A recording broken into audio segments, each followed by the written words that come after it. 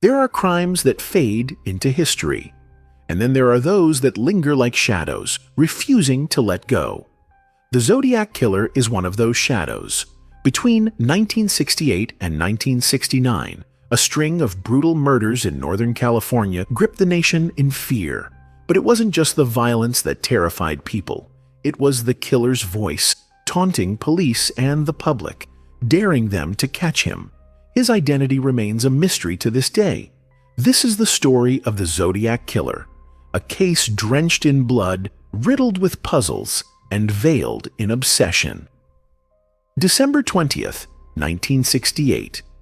David Faraday and Betty Lou Jensen were out on their first date.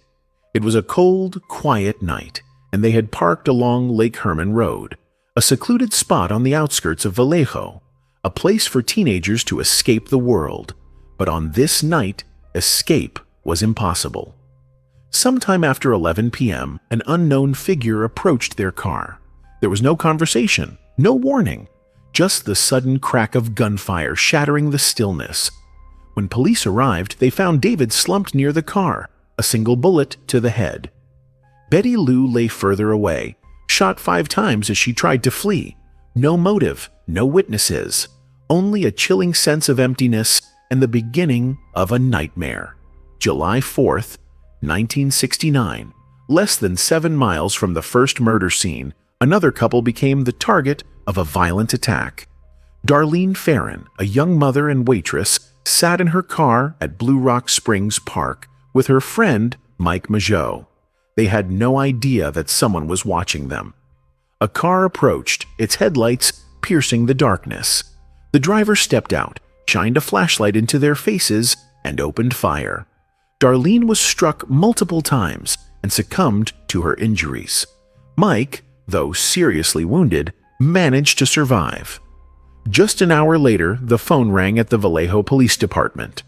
On the other end of the line, a calm, chilling voice spoke. "I also killed those kids last year." The Zodiac had made his first move. And he wasn't finished. On August 1st, 1969, 3 Bay Area newspapers received letters from the killer. Each one began the same way. "Dear editor, I am the killer of the 2 teenagers last Christmas at Lake Herman." But these letters weren't just confessions. They were warnings.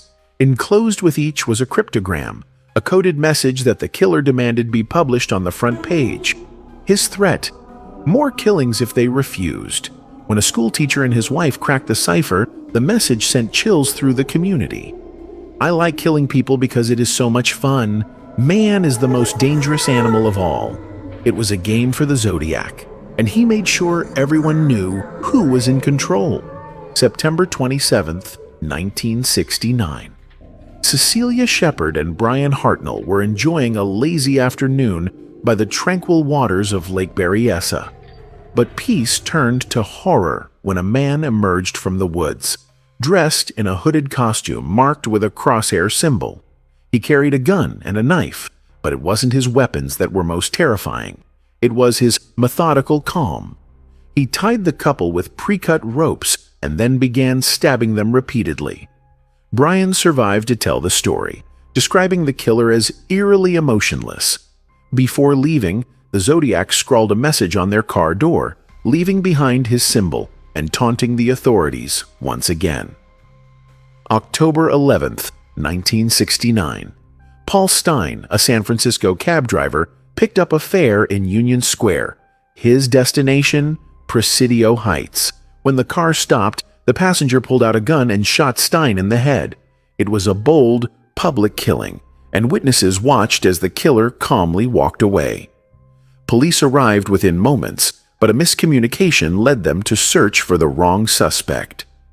The Zodiac slipped through their fingers once more. Days later, another letter arrived at the San Francisco Chronicle. Inside was a piece of Stein's bloodied shirt, a chilling souvenir from the crime. Over the next 5 years, the Zodiac sent dozens of letters to newspapers and police. Each one was more taunting than the last. In November 1969, he sent the infamous 340-character cipher, which would remain unsolved for more than 50 years.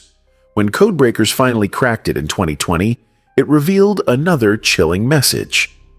I hope you are having lots of fun in trying to catch me. But the Zodiac's biggest mystery wasn't in his letters. It was his identity. Over the decades, investigators have chased countless leads. The prime suspect? Arthur Lee Allen, a schoolteacher with a dark history. Allen fit the profile: a disturbing past, matching footprints, and a survivor's identification. But conclusive evidence eluded investigators, and Allen died in 1992 without ever being charged. Other suspects ranged from journalists to convicted killers, yet no one could be definitively linked to the crimes. The Zodiac remained an enigma. More than half a century has passed, but the Zodiac killer's shadow still looms large.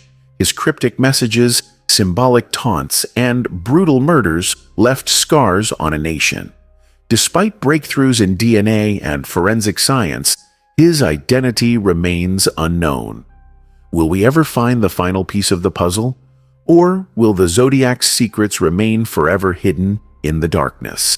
Thank you for joining us on this deep dive into one of the most greatest mysteries. If you've enjoyed this journey, share your thoughts in the comments below. Until next time, stay curious and stay safe.